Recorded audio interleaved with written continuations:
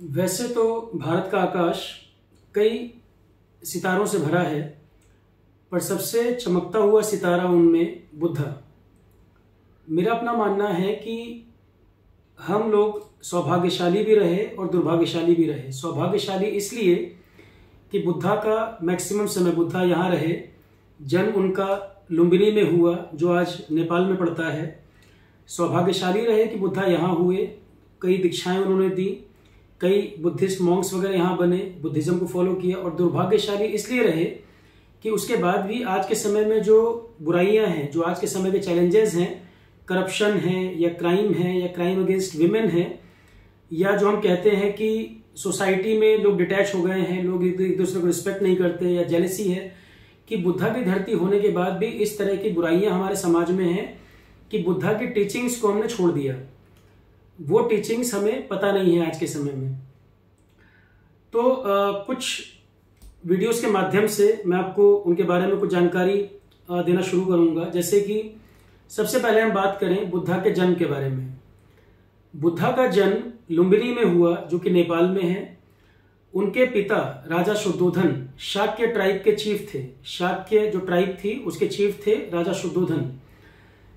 इनकी मदर जिसने इनको जन्म दिया, उनका नाम माया देवी या महामाया के नाम से भी जाना जाता है। इनके जन्म के बाद उनकी डेथ हो गई, और इनकी जो मौसी थी वो इनकी फॉस्टर मदर मतलब सौतेली माँ बनी, जिनका नाम प्रजापति गौतमी। तो इनका तो नाम सिद्धार्थ था। सिद्धार्थ का मतलब होता है अभिलाषाओं को पूरा करने वाला, अभिलाषाओं को पूरा करने वाला, इच्छाओं की पूर्ति करने वाला। तो इनका नाम तो सिद्धार्थ था। इनकी जो मदर थी प्रजापति गौतमी, उनके नाम से गौतम शब्द आया। और जब इनको ज्ञान की प्राप्ति हो गई, because he was the great enlightened one, तब इनलाइटनमेंट की वजह से शब्द आया बुद्धा। तो इनका नाम पड़ गया गौतम बुद्धा, जबकि जन्म के समय इनका नाम सिद्धार्थ हुआ। एक्चुअल में ये राजा शुद्धोधन बूढ़े हो रहे थे, एज लगातार बढ़ रही थी। शाक्य ट्राइब के चीफ थे, कपिलवस्तु से ये रूल किया करते थे। अब राजा बूढ़ा हो रहा था और उसके कोई संतान नहीं थी।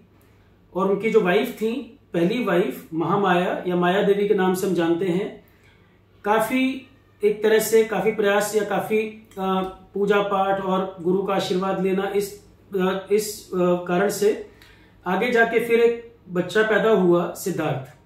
जो पहली संतान इनकी जो माया देवी से हुई, उनका नाम था सिद्धार्थ। और इनके समय का, राजा शुद्धोधन के ही समय का, एक लगभग उनकी एज का, तकरीबन उनकी एज का एक व्यक्ति, उसका नाम था असिता। शुद्धोधन जो थे वो तो राजपाट में लग गए।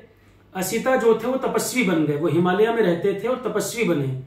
शुद्धोधन को जब कभी कोई सलाह करनी होती थी, तो आप कह सकते हैं कि शुद्धोधन के सलाहकार के तौर पर या टीचर की तरह भी आप कह सकते हैं कि असिता के पास वो जाया करते थे सलाह करने के लिए कि सिस्टम को कैसे चलाया जाए। और जब सिद्धार्थ पैदा हुए तो असिता हिमालय से कपिलवस्तु लुम्बिनी आए। जब ये पैदा हुए सिद्धार्थ, तो उनको देखने के लिए असिता वहां से आए। और शुद्धोधन ने देखा कि इतना महान तपस्वी असिता खुद चलकर आया है, जबकि उससे पहले वो कभी राजधानी असिता आए नहीं थे। राजा को उनसे मिलने जाना पड़ता था हिमालय में, असिता मिलने नहीं आए थे। तो जब शुद्धोधन ने असिता को देखा तो उन्होंने पूछा कि प्रभु आप कैसे यहाँ पर, आपका आना कैसे हुआ?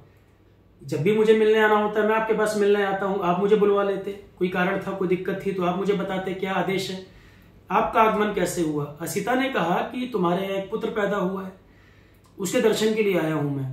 तो शुद्धोधन को बड़ा अचंभा हुआ कि छोटा सा बच्चा भी, बिल्कुल नवजात बालक है, उसके दर्शन के लिए आया है, इतना महान तपस्वी, ऐसी क्या बात है?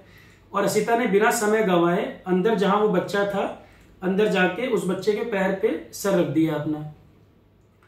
तो जब शुद्धोधन ने ये चीज देखी तो उन्होंने कहा कि मतलब ऐसा क्या हुआ, ऐसे क्या अनूठी बात हुई है कि असिता का राजधानी में आना अपने आप में बड़ी बात, और वो इस छोटे बच्चे के पैर छू रहे हैं, और वो छोटा बच्चा उनके सिर पे पैर रख दिया। कहावत यह है कि उस बच्चे ने उनके सिर पे पैर रख दिया।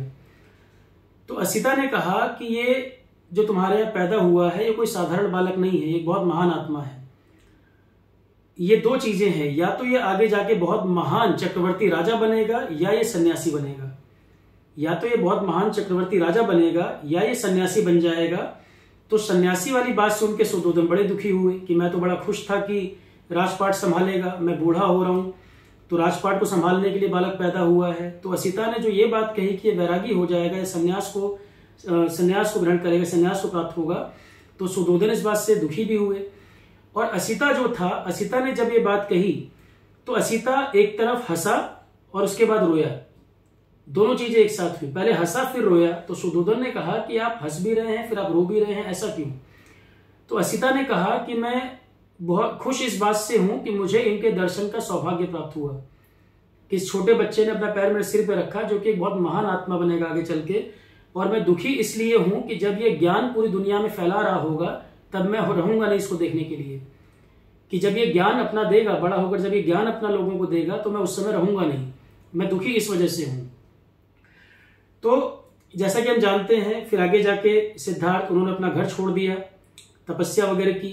तो आगे इसी कंटिन्यूएशन में बुद्धा के बारे में और भी जानकारी हम आपको देंगे। ये कहानी जो थी उनके जन्म से संबंधित, बुद्धा का जन्म जब हुआ तो ये घटना घटी थी। Okay students.